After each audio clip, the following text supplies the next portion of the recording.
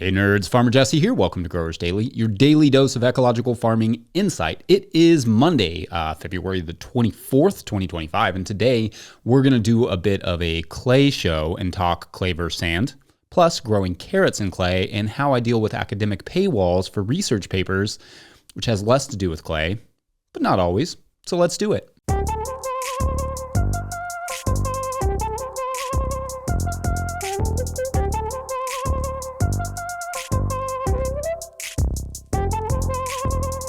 All right, happy Monday, everyone. It is going to be nearly 60 degrees today, 15.5 Celsius, as it were. So I'm going swimming after all this cold weather that we've been having.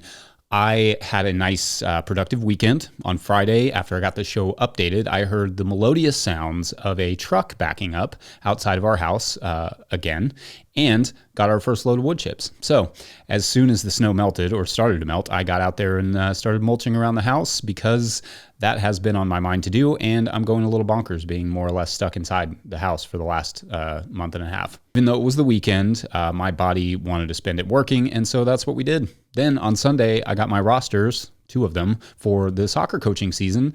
I'm about to go from basically being able to do almost nothing outside for 2 full months to having to be outside from 8 to 8 every day starting in a couple weeks, and awesome. Bring it on. Let's go.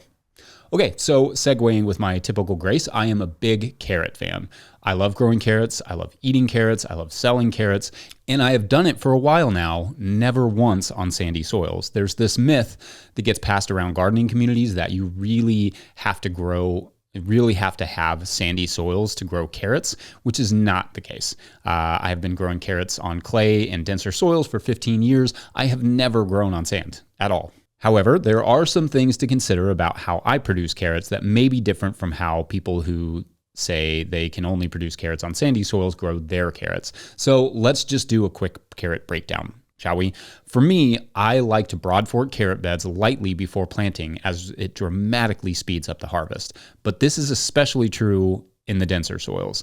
I always say you can fork before you plant or you have to fork to get them out. It's your call. But before, to me, is easier and faster. I also like to add, or just already have, at least a thin layer of compost mulch to reduce the competition from weed seed.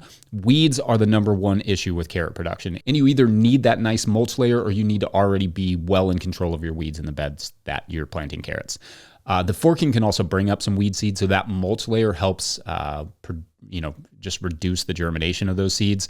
I sow the carrots pretty densely, fitting as many rows as I can on our 48-inch wide, 122-centimeter beds. Summer carrot germination is a bit of a different story, as carrots germinate readily in the late winter and spring temperatures and moisture. So I'll save summer carrots for their own segment later, because with the heat and everything and the dryness, it takes a little bit of a different approach.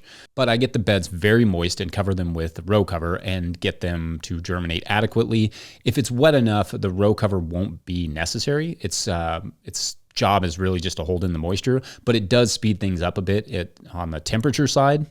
After 4 days, if not using a mulch, I would flame weed to kill any germinating weeds before the carrots come up, but that's not a requisite if you have the mulch. If you don't, the flame weeding is kind of a requisite. Carrots can get really weedy really quick. Carrot seeds have to stay moist until germination or they will not germinate, or at least not very well. And carrots can take anywhere from 7 days to multiple weeks depending on how cold it is. Like the carrots that I sow in January can often take a full month. They're just now, in fact, germinating in the tunnel. So that's the basics, and I'll give a more detailed rundown soon when I sow my first field carrots in a few weeks. Mid-March is usually my aim here in Kentucky, Zone 6B.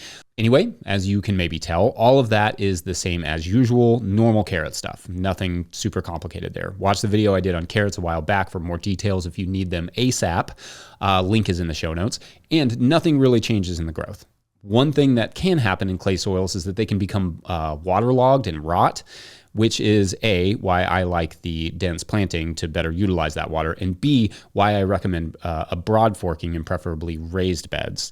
They will rot in standing water or mucky clay, and you will see it when the leaves start to yellow. So it is good to raise those beds to just keep them off keep them out of that muck as much as possible. You're better off to harvest them at that point when you start to see that yellowing, or at least harvest the area around the rot, because that rot will spread. Now, the biggest difference comes in the shape and size of the carrots. Carrots grown in sand tend to be bullet straight and bigger. The picture you see on the seed catalogs, that's not what most clay-grown carrots will look like necessarily. They're, let's say, curvier. They often have bumps and slight twists. We still grow pretty straight carrots and we don't lose too many to funkiness, but certainly funkiness happens. Also, because our clay tends to hold its nutrients well, which I talk slightly more about in the third segment, I find the carrots are exceptionally flavorful when grown in denser soils. Harvesting can be more time consuming, as even sometimes after a broad forking in the beginning, they can require a light forking to get them out because the soil is just so dense. This takes up so much time as to almost render carrots not worth growing though. So really take care to prepare the soil first with good compost, perhaps raising the bed again, and a light forking before planting, so you can more easily just pull the crop and shove another one in there. That's a typical bed flip, is literally just pull the carrots, plant another crop. Anyway, you too can grow carrots on clay, and should, so long as it drains. If not, then you have to solve that first. Anyway, let me know your thoughts on clay carrots. We'll take a quick break, and when we come back, we'll break into academia. BRB.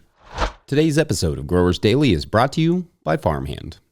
I don't know about you, but I got into farming to be in the field growing food for my community, not creating elaborate pack lists, not writing newsletters or responding to emails, not designing and maintaining web stores, and etc. And I especially don't enjoy doing those things after an already full and fulfilling day of growing food. Actually, if I spent less time on my phone and behind the computer, that would be great. If only there were a solution for that. Enter Farmhand. Farmhand is the only all-in-one virtual assistant built by and for farmers. With one single platform, Farmhand enables you to offload your administrative tasks, send and manage communications, and sell more to your customers. Farmhand saves growers an average of 6 hours of administrative load each week. That's 6 hours so you can get back into the field, spend more time with friends or family, or have a life outside of the farm, which is actually a thing. Think about it. What would you do with an extra 6 hours a week? Sign up for a free trial with the link in the show notes, because now is the best time to dial in those systems for the next growing season. Follow the Farmhand link in the show notes to learn more.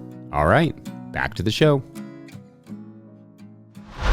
If you, the listener, are enjoying this content, getting even a small amount of value from it, consider supporting our work over at patreon.com/no-till-growers.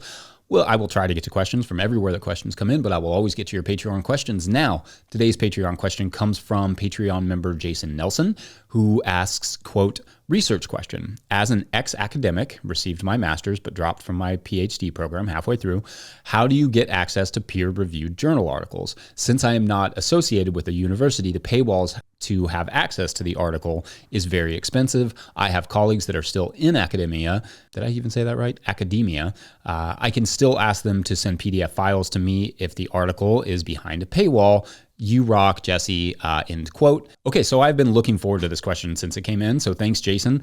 So what Jason is referring to here is that a lot of research papers are behind paywalls, or you have to associate with a university to get free access to them without paying for either a subscription to the journal that they were published in or buying access to that specific paper. The subscriptions for some peer-reviewed papers can be a couple $100 or more. Access to a paper can be like $50. Give or take. Now, to be fair, these publications, the reason they are behind paywalls is the reason most journalism is behind a paywall. It requires work to report, edit, fact check, etc., and work costs money. Some of these journals that publish the research are also very niche, so they do not have a huge base of interested readers. Thus, they have to charge more to account for the smaller customer base. And also, because two things can be true at the same time, some of these publishers are making a boatload of profit while the public is unable to access the important information within. All of that can be true. So how do I access these journals without paying for them? Well, first, maybe I just get lucky, but a lot of the research I want to read is now open source, meaning anyone can read it. I think generally speaking, researchers would prefer it this way, that anyone could read their papers.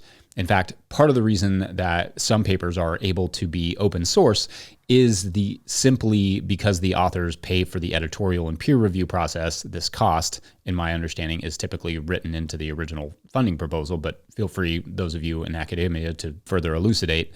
And to be clear, peer reviews are almost always done for free by peers in the industry or field. So they're not just paying people to write something nice about their paper. They're paying a journal to evaluate it, evaluate that peer review, give feedback, and edit the paper, etc. And then, of course, publish and distribute it. And hats off to the researchers who make their work available this way. It's really appreciated. And I've discussed before how important science communication is, let alone science access. Anyway, then another way I get free research paper access is a site called Sci-Hub. That's sci-hub.se. I will link it in the show notes. This is a site that was set up specifically to make paywall papers accessible.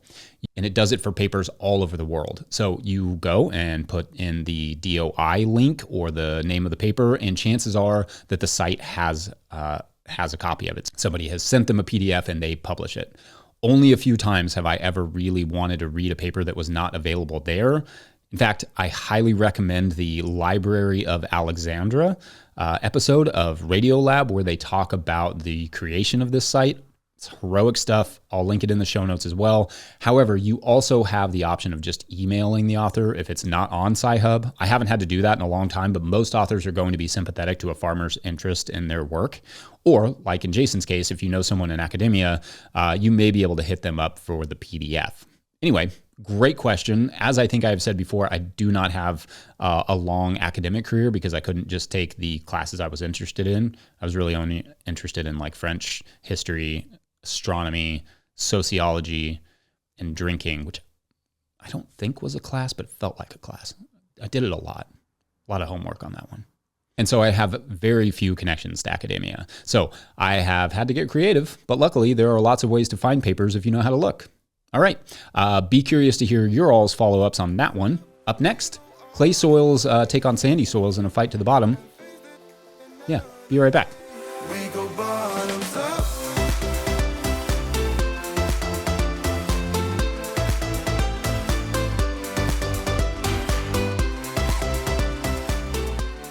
Today's episode of Growers Daily is brought to you by GrowSmart. Curious if your soil will be ready for planting this spring? GrowSmart can help you find out with their at-home soil tests. They'll ship it right to your door. Just send it back with your prepaid shipping and you'll have your lab results in just 2 business days. Their reports are simple with tailored seasonal recommendations for fertilizers and amendments. Order now at growsmart.com and use the code DAILY for 10% off. That's DAILY. Begin your soil prep now for a great spring with GrowSmart. All right, back to the show. All right, so something that was on my mind after a couple comments last week in regards to the segment I did on raising beds to help with poorly draining clay. Essentially, every time I bring up clay and how hard it is to grow on it, someone will say they'd rather have clay than sand. Our current farm is very much clay soil, and although I have seen a lot of sandy farms and even did a field event on a sandy farm once, I have never had to grow on a completely sandy farm. So I can only talk from what I've heard and what I've read and not much from what I've experienced firsthand. So take that into consideration. I'm going to guess that most of you have experience with one or the other. And I think we can all pretty much agree, at least for vegetables, we'd all prefer to just have some really nice silty loam to hang out with. But alas, what most of us can afford is one extreme or the others.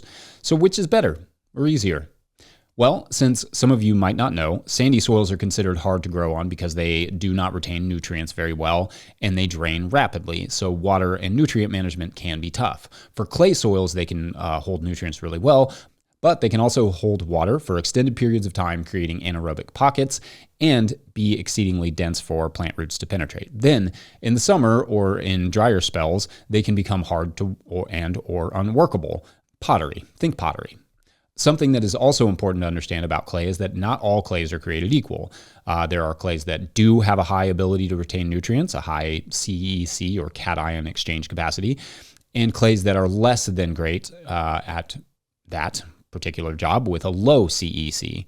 sometimes called old clays, which I think is kind of an unfair pejorative. They're just really beat up clays. But basically, clay soils, often in subtropical regions, get so weathered they get worn out. Indeed, your climate has as much to say about the quality of your soil as the soil itself. Like a sandy soil in an arid climate can be tough because it does not get the natural moisture required to build that soil organic matter that would make it easier to grow in. Or clay in a dry climate where water is not readily available to the grower can be tough physically, emotionally, compared to clay on farms where the farmer can properly irrigate and build good soil structure. Of course, any soil type can be improved through proper soil management, cover crops, smart compost additions, keeping plants growing year-round and protected from erosion, all the things. However, clay does have a tendency to hold onto the organic matter that you build for longer than sandy soils. So you tell me, especially if you've grown on both,